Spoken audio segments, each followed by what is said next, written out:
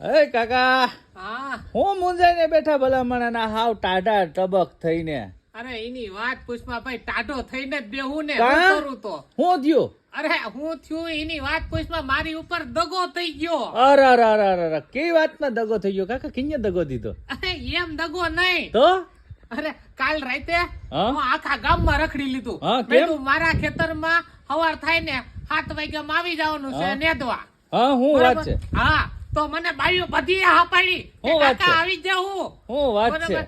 અને હવારે હું 7 વાગે ગયો ને તે 10 વાગ્યા સુધી રાહ જોઈ. હા?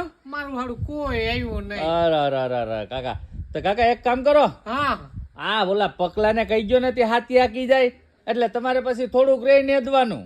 અરે પકલાને મેં પછી હવારે ફોન કર્યો. હા? મેં તો પકલા બેટા તું આવી જા.